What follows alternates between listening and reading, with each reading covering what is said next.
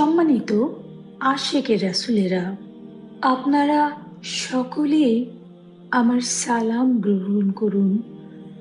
আসসালামু আলাইকুম ওয়া রাহমাতুল্লাহি ওয়া বারাকাতুহু। আমি এক জীবন্ত সাক্ষী, সময়ের ইতিহাসে খোদাই করে থাকা যেন এক আধ্যাত্মিক যুগের, যেখানে আমার পিতা সুফি সম্রাট হযরত সৈয়দ মাহবুবে খোদা দেওয়ানবাগী রহমতুল্লাহ আলাইহি তার তেজস্ক্রিয় দৃষ্টি দিয়ে অন্ধকারে ছিন্ন করেছিলেন।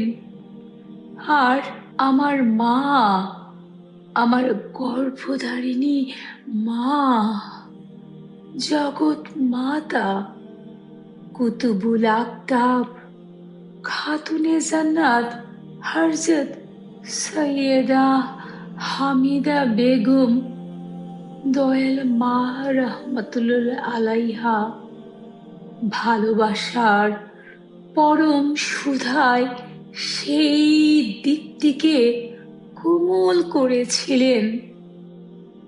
আমার জীবনের সমস্ত অনুপ্রেরণা, সাহস আমার সেই দয়ালু মমতাময়ী মা।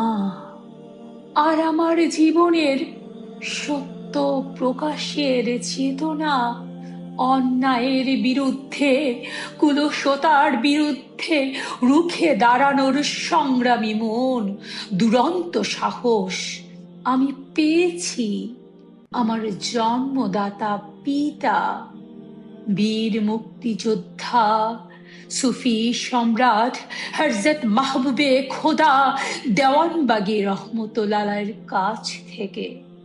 সুফি পরিবারে জন্ম হওয়ার দরুন মোরাকাবা, মোশাহেদা, তরিকত সাধনার হাতে খড়ি সেই শৈশব থেকেই পাওয়ার সুযোগ হয়ে উঠেছিল। আজকে আপনাদেরকে বলবো আমার শৈশবে ঘটে যাওয়া কিছু ঘটনা। সেই সময় আমরা চন্দ্রপাড়া পাক দরবার শরীফে থাকতাম। আমার বয়স তখন 2.5 থেকে 3.5 হতে পারে। তখন ছিলাম আমি শিশু, এক নীরব শিশু পর্যবেক্ষক। চন্দ্রপাড়া দরবারে দেখেছিলাম কেমন করে এক মহাপ্রেমিক মানুষ তার মুর্শিদের প্রতি নিখাদ গোলামি, ভালোবাসায়, সাধনায় সর্বদা নিজেকে নিয়োজিত রাখতেন, নিজেকে বিলীন করে দিতেন মুর্শিদের গোলামিতে, মুর্শিদের ভালোবাসায় ডুবে থাকতেন, আত্মহারা হয়ে থাকতেন মুর্শিদের প্রেমে।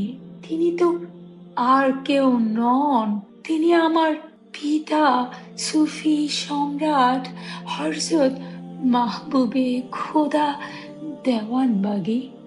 দেখেছিলাম সুফি সম্রাট হযরত মাহবুবে খোদা ছিলেন জিকিরের আলো, সালাতের শৃঙ্খলা, সত্য সৈনিক, যাকে জীবনে কখনোই আপোস করতে দেখিনি অন্যায়ের সাথে, বরং তিনি অন্যায়ের বিরুদ্ধে সত্য প্রতিষ্ঠায় সদা দণ্ডমান থাকতে দেখেছি। জীবনে কোনোদিন সত্য কথা বলতে কিংবা জীবনে কোনোদিন সত্য প্রকাশে তাকে আমি ভীত, শঙ্কিত হতে দেখিনি। সেই শৈশবে দেখেছি তরিকতের সাধনায়, তার সাধনা জীবনে কত রকম প্রতিকূল পরিবেশের ঝড়ো হাওয়ায় তিনি মুর্শিদ প্রেমে কি করে ঠায় দণ্ডমান হয়ে থাকতেন। যখন চারিপার্শ্বের পারিপার্শ্বিক আঘাতে জর্জরিত হতেন, তারপরেও এ কেমন সুদৃঢ় উদ্যমে তাকে দেখেছি।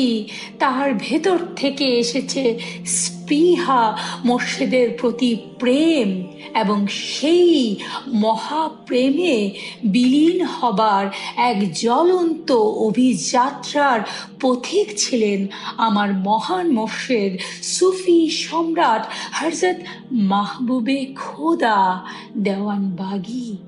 যেহেতু আমার জন্ম হয়েছিল ফরিদপুরে, আমার দয়াল নানাজির পবিত্র দরবার শরীফে, আমার স্পষ্টত মনে আছে চন্দ্রপাড়া দরবারে আমার বাবা 5 ওয়াক্ত নামাজ পড়াতেন, রহমতের ডাক দিতেন, ফায়েজ বাতাতেন।